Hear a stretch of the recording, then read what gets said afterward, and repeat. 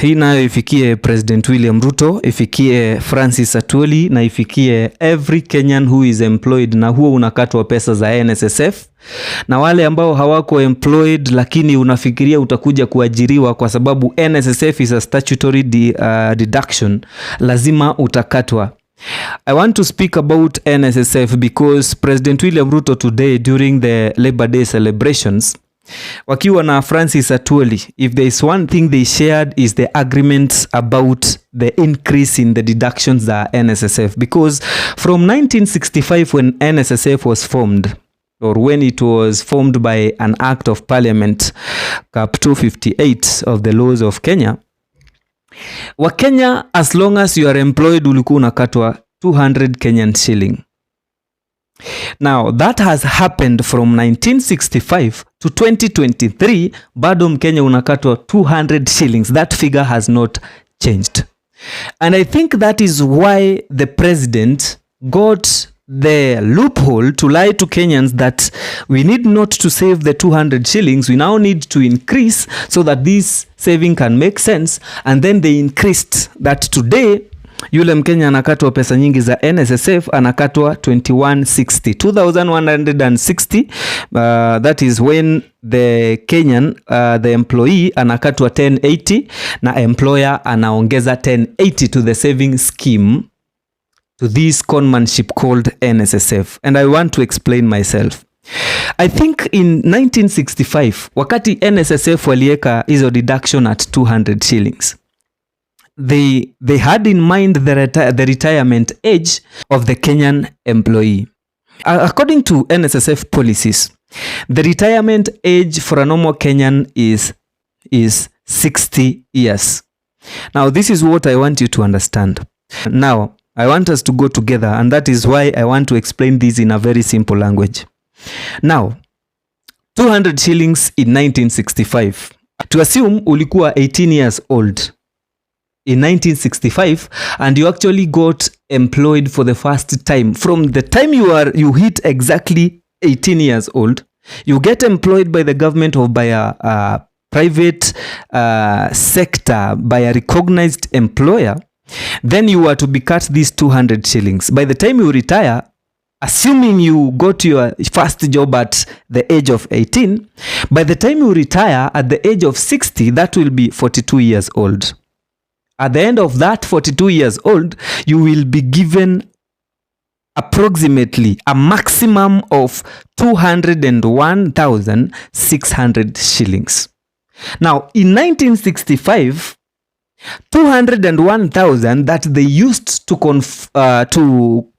convince the Kenyan employee that is a lot of money na itamsaidia akiwa mzee, it was indeed a lot of money during that year. Assuming huyu mwananchi amefanya kazi na hakuna mwezi yenye hakukatwa NSSF, na hizi ndo pesa anategemea zimsaidie akiwa mzee, 42 years later after 1965 is 2007.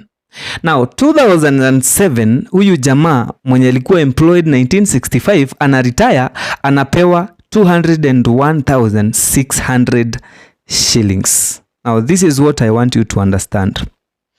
That alikonvinsiwa kwamba atasave from 1965 to the time he retires, that is when he will be given 201,000 Kenyan shilling, na anaambiwa kwamba hizi pesa zinafaa zimsaidie. Okay? The first question I want to ask the government, Francis Atwoli and anybody who was being cut 200 shillings every month after, na ujue na hizi 201,600 inakuja kwa sababu employer alikuongezea 200, so ulikuwa una save 400 shillings every month. Now that umepewa 200,000, what can the 200,000 do for you? Yes, because the idea is ukizeeka hizi pesa zitakusaidia. The idea behind NSSF is that uzee ikule ujana. Wakikuyu usema okororiaga wethi. That means when you are old, you will eat what you invested when you are young. Now it's 2007, you are 60 years old. At this age hauwezi enda kibarua, hauwezi toka kwa serikali ati uende ukaajiriwe mahali pengine, because no employer will accept you. At this age you have not been able to develop yourself. Hauna ng'ombe, hauna kwako, watoto uko nao wanataka uachie urithi juu hata ni kukufa unakufa. So after all these years za kujipiganisha, kuanguka na kuamka, unapewa 200,000. Uzee inakujanisha na uzembe na si uzembe, ni kuchoka juu umefanya kazi miaka mingi. At the same time mwili imechoka, so tu ugonjwa kidogo kidogo zinashinda zikikushika, mara meningitis, mara mifupa inauma, mara ulishikwa na ugonjwa wa sukari juu ya stress, sijui pressure inapanda. So you need a lot of money at this age to sustain yourself, to eat, to stay healthy, and also to sleep well na uvae. Okay? But 42 years later, serikali imekupatia 201,000 or 200,000. Tuzite tu 200,000 juu the 1,600 utaanza kuambiwa transaction cost. What can the 200,000 do for you? What has it done for the Kenyans who have already retired? Na hii 200,000 tumefanya for a Kenyan employee who worked from the time he was 18 years old to the time he retired at 60. So that is the Kenyan who is getting the maximum amount of retirement benefits from NSSF. Okay? Now, get someone like you or someone like me. I'm already almost 30 years. Bado sijapata job. I have no hope for getting any job. Yes?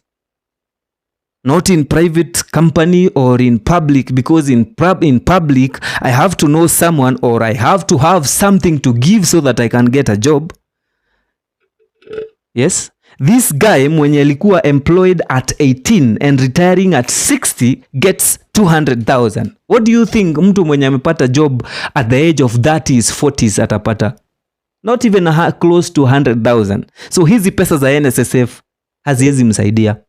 Now, wachana na hiyo. So after the president William Ruto saw that it was not working to be deducted 200 and 200 by employer. Now the president came in akatuambia kwamba instead of being cut, to improve the saving culture na hizi pesa zikusaidie ukishazeeka, let us increase the deduction to a percentage, 6%. So every employee will be deducted 6% of your salary, and your employer will contribute 6%. That's 12%. But according to NSSF, the highest amount or the highest amount you can be deducted from your pay is 2160. So we can agree that according to the Ruto's policy, you will be deducted 2160 starting 2023. Wewe kama employee utatoa 1080, then the employer atatoa 1080. That's 2160. Mkitoa 2160, so I want you to get it. We are in 2023. Assuming an employee ataajiriwa saa hii akiwa 18 years. Niajiriwe saa hii nikiwa 18 years. Okay? And I will still retire at the age of 40 because that age may not change forever. It can only go down because the rate of the lifespan inaendelea ikireduce. For the coming years, mtu mwenye ako miaka 40 atakuwa anaonekana kama nyanya mzee because of what we are eating, the changes of environment, and how the natural activities are changing, and everything, and how the nature is changing. It will not be sustaining very long life as it did during the old days. So in 2023 umeanza kukatwa every month 2160. That is what you are saving in NSSF. At the end of, by the time you retire, assuming that you are 18 years today, by the time you retire at the age of 60, it will be 42 years from now. Do your calculation. 2160 by 42 years, then multiply those 42 years by 12 months, because every year has 12 months. So at the end of 42 years, you as a Kenyan utapatiwa shilingi na ingine 1.1 million. That sounds a lot of money. Now, mtu wa leo amepatiwa 201,600, mwenye alikuwa anakatwa 400 na mwenye alianza kukatwa 1965, but mwenye atakatwa from 2023 to the end of 42 years, the maximum atapata ni 1.1 million. That sounds big. And you think Ruto has done something, but I want you to get something. Now, dear employee, elewa hivi, hata kama utaelewa kitu ingine kwa hii video.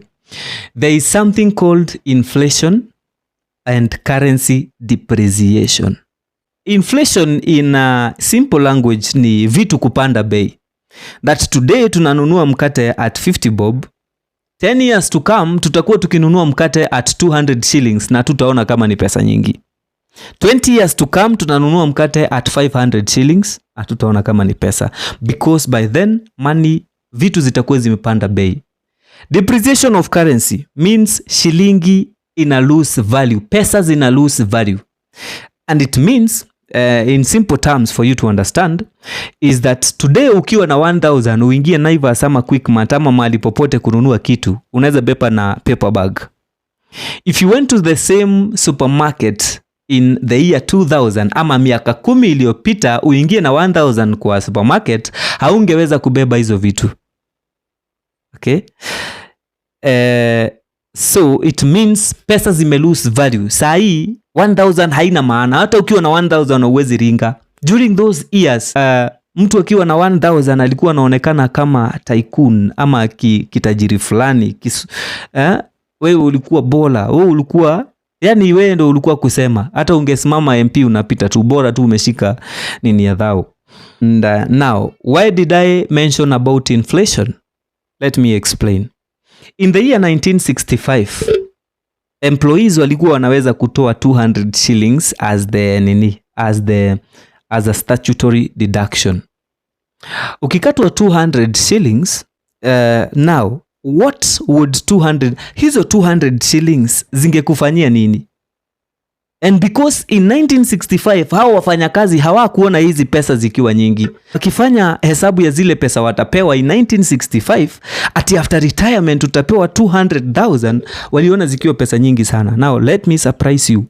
During those days 1965, nilikuwa karibu rika yako, ungepata plot, ungenunua shamba, ungejenga nyumba mpaka ishe. So in that year 1965, 200,000 za retirement, zile zenye unaambiwa utapewa after kuretire, they were so much. And because they knew very little about inflation, they just took the idea. And we have been taking the idea. I don't know where we take our minds and I don't know where we take our brains. Now, I want to ask you, leo hii 200 shillings ni nini inaweza buy? Ukinunua unga kilo moja, pesa zinaisha. Okay? 200,000 shillings. Juu tunasema hizi pesa ni za kukusaidia ukiwa mzee. What can you do with it today? Because wale watu wamekatwa from time immemorial, from the time NSSF came, mwenye atapewa pesa nyingi atapewa 200,000 shillings.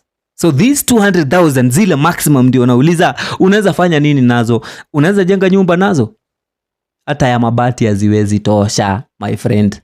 Kwa sababu you need to buy mahali utajenga.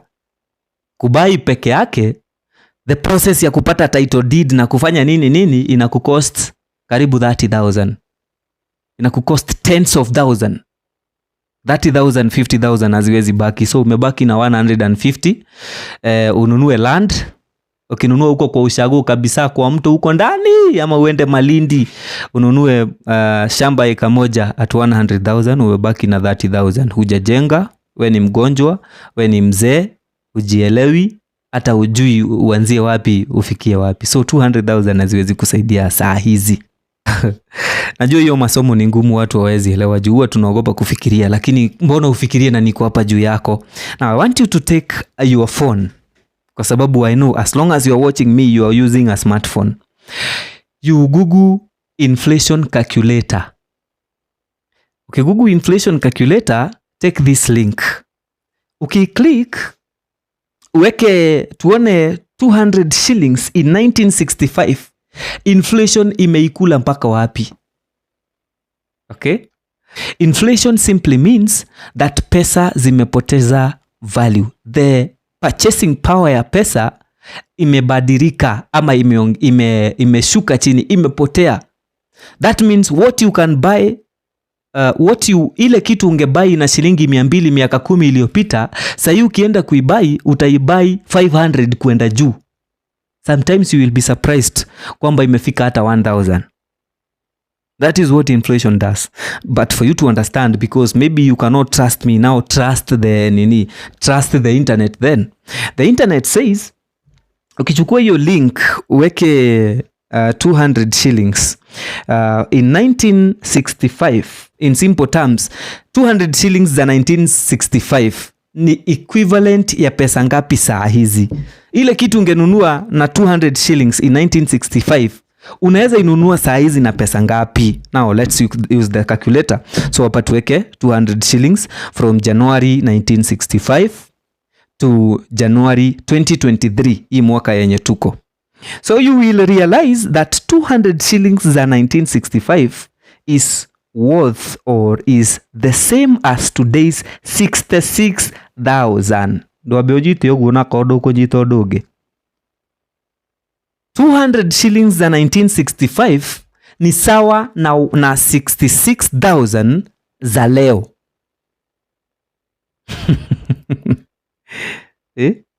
Nekororoi. That is how much pesa zimepoteza value. Ile kitu ungenunua na 200 shillings in 1965, saa hizi unaweza ibai na shilingi 66,192.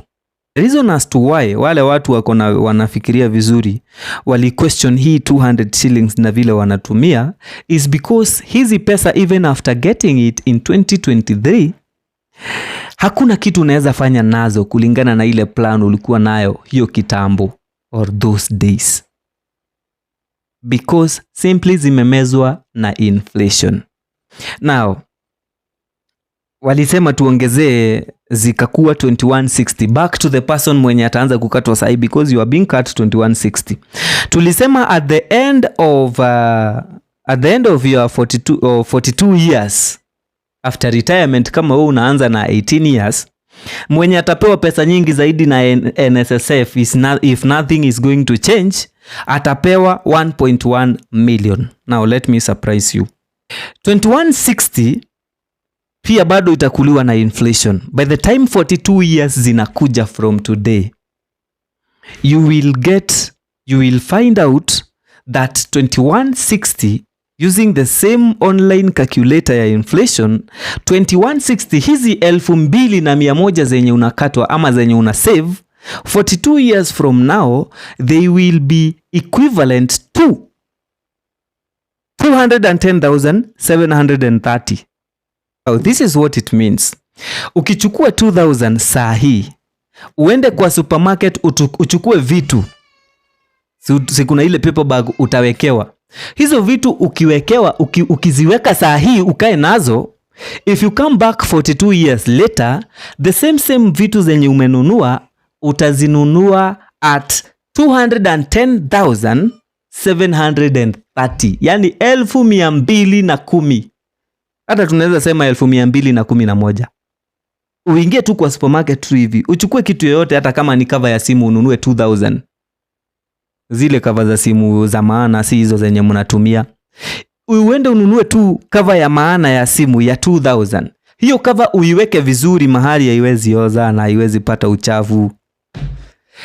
42 years from today, by the time the guy mwenye ana contribute hii pesa za retirement, 42 years from today, huyu jamaa mwenye amenunua hii cover utaiuza 210,000. Donyitio gunawa kwenye todoge. Elewa hivyo? Okay? Lakini umeambiwa hizi pesa unaweka ni savings, zitakusaidia ukiwa mzee. Well, the 1.1 million yenye mtu atapewa after retirement ni mzuri saa hizi. Because saa hii, kama vile tumesema, you can run to Malindi, Kuna mashamba za pesa kidogo, unaweza nunua shamba ya 195,000 ya 100 to 200,000 per acre. Yes, kama hizi nimeona na Anchor Premier.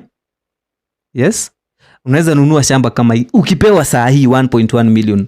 Ununue shamba kama hiyo, ujenge kanyumba tu ka ujinga ka nini, ujenge tu kanyumba kadogo ka ujinga ka room 2 ama 3, kwa sababu saa hizo wewe ni mzee. Kwa nini unahitaji 5 bedroom ama 3 bedroom? You need 2 bedroom. Utengeneze na si ya mawe, ujenge tu kama tope. So you end up using another maybe 100 to 200,000. Nyumba ya matope ama ya mabati huwezi jenga Malindi kwa sababu kuna joto sana, but ujenge nyumba kama hiyo, or just do a simple construction ya 300,000, ubaki na 500,000. This 500,000 ununue tumbuzi kadhaa na ng'ombe kadhaa, ulishe huko Malindi. Mbuzi huwa zinafanya vizuri sana. At least ukipewa 1.1 million saa hizi itakusaidia sana.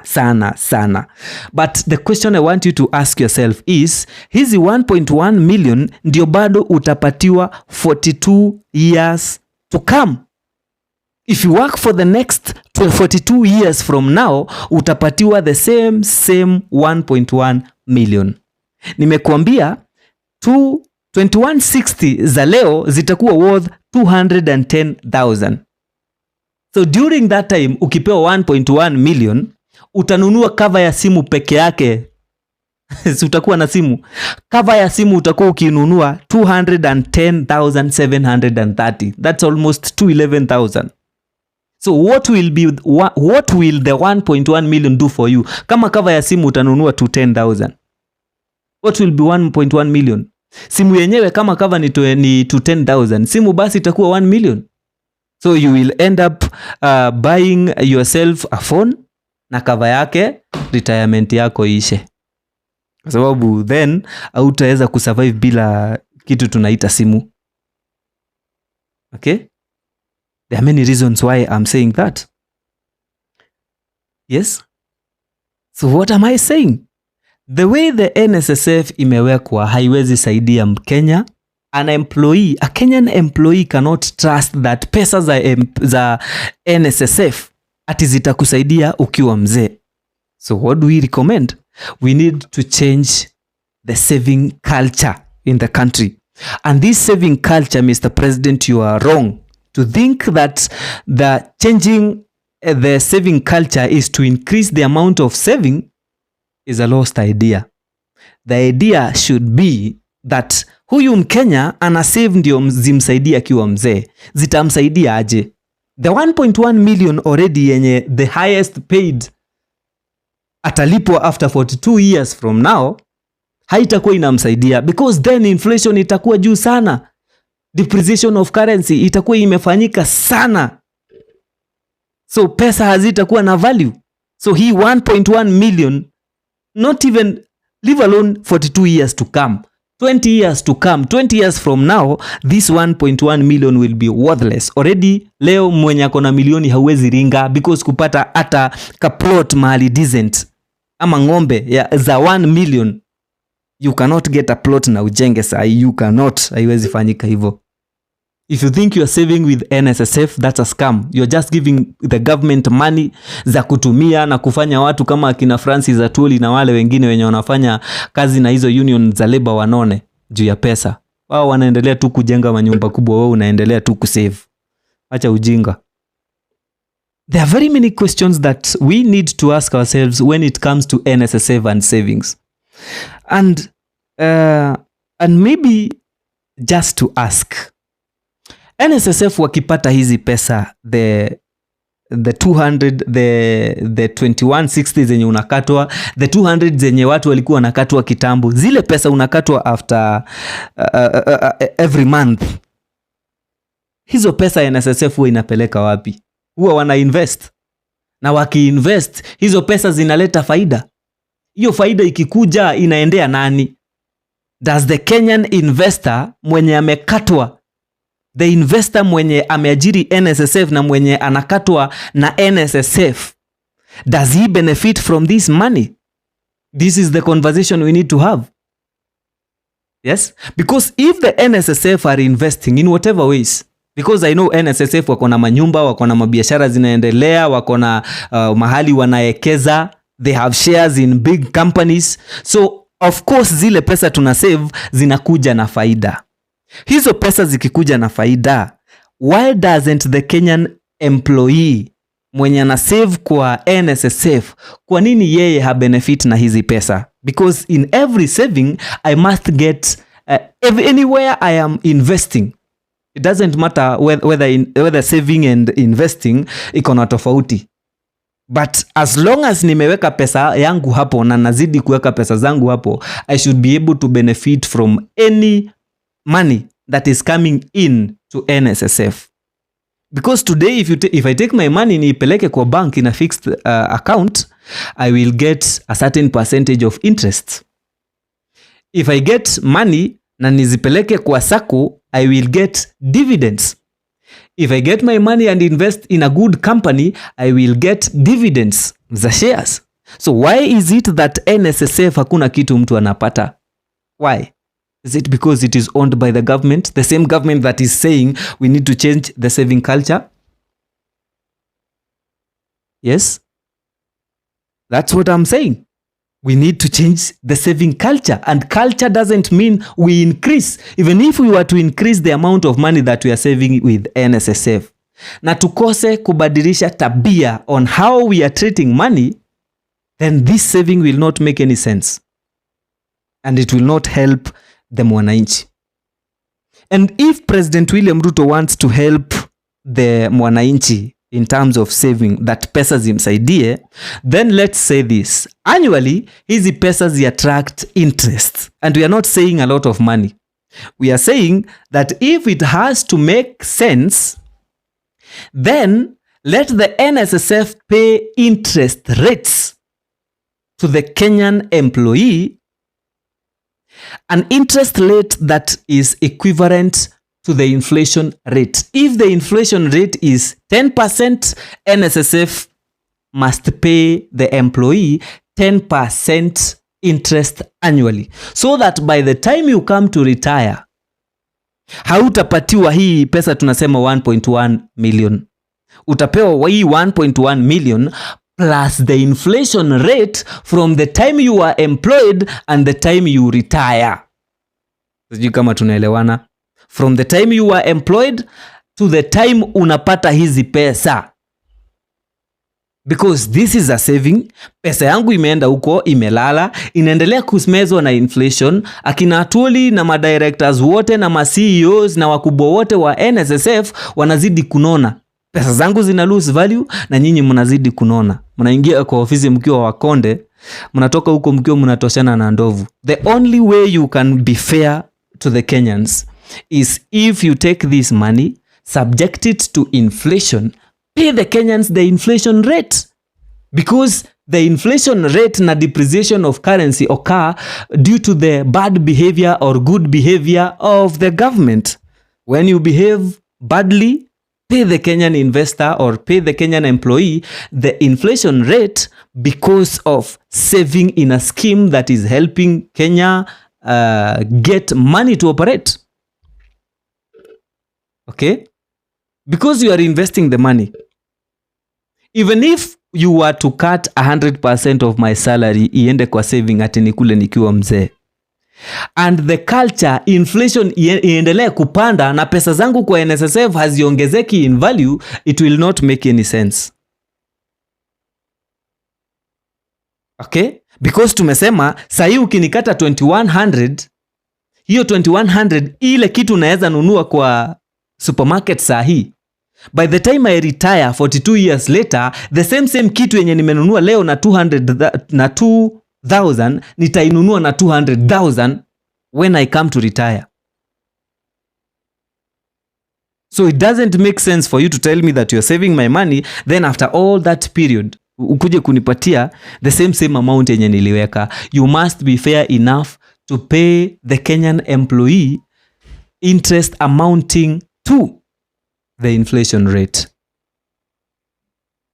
Okay?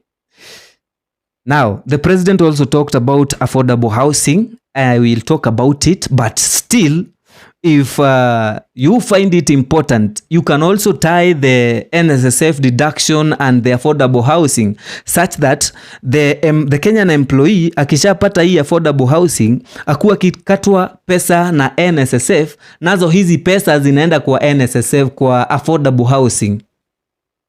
Okay, so that by the time I'm not saying that lazima iende. This is just a suggestion that I have not well thought about it, but I'm saying maybe to avoid my money being wasted by inflation, then mtuambie that the Kenyan employee aishi kwa hii affordable housing, lakini hii housing aiendelee kuilipia kwa NSSF or through the NSSF, so that by the time he or she retires, this house ata-inherit, itakuwa yake. So ata-retire lakini hatatoka kwa ile maisha alikuwa anaishi. That Kenyan will continue living in the same house. That will be a good idea. Lakini vile hii culture yenye tuko nayo, you have changed nothing, Mr. President. You have only increased the amount, which only increases the risk. ICID, Mr. President, we respect you. But if we have to change the culture, then we don't need necessarily to increase the amount of money that we are contributing. We need to change how we are treating these savings by Kenyans. Now let's meet in the next video. Let's talk about affordable housing. If you're not following this channel, if you're not subscribed to Kim Explains, kindly run to YouTube, search for Kim Explains. Subscribe and don't forget to share our videos and leave a comment. Thank you. Have a nice time.